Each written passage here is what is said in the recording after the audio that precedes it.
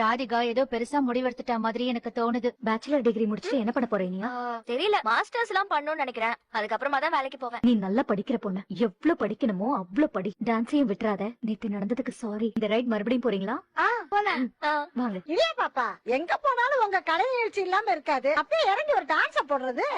ஆடு எங்க? இங்கயா? ஆமா, இங்கதான். ஏன் ஆட மாட்டீங்களா? எல்லாரும் பாப்பாங்க செல்வி ஆண்டி. பாக்கட்டும்.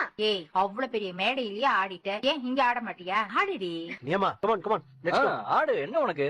ஏய் மயு, வா வா, நீயும் டான்ஸ் ஆடு வா. ஐயோ, இனியாக்கா பெரிய டான்ஸ். அவங்க அளவுக்குலாம் என்னால ஆட முடியாது. ஏய், இங்க தான் காம்படிஷன் நடக்குது. வா சும்மா ஆடலாம். போய் ஆடு.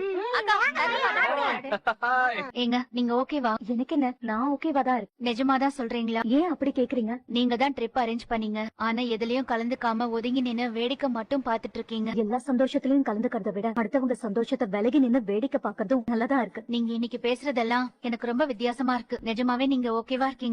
நான் வழக்கமா இருக்கிறத விட இன்னைக்கு நான் ரொம்ப சந்தோஷமா இருக்கேன். இன்னும் கொஞ்ச நேரம் இருக்கலாமே. கோபி, எனக்கு கால் வலிக்குது. எவ்வளவு நேரம்டா நின்னுட்டே இருக்க முடியும்? அப்ப எங்கயாவது உட்காரலாம். இன்னையோட பாக்யா நமக்கு கொடுத்த கெடு முடியுது. 3 பேரும் நாளைக்கு காலையில எங்க இப்ப நம்ம வீட்டு விட்டு போகணும்னு பாக்யா கெடு ஒண்ணும் விதிக்கலையே. எல்லாரும் அவங்க இடத்துல இருக்கிறதுதான் எல்லாருக்கும் நல்லது, எல்லாருக்கும் மரியாதை. என் பையன் ஏன் கூட தான் இருப்பான். அதெல்லாம் நடக்கவே நடக்காது. நாளைக்கு காலையில நான், கோபி, மயு 3 பேரும் இங்க இருந்து கிளம்பும்.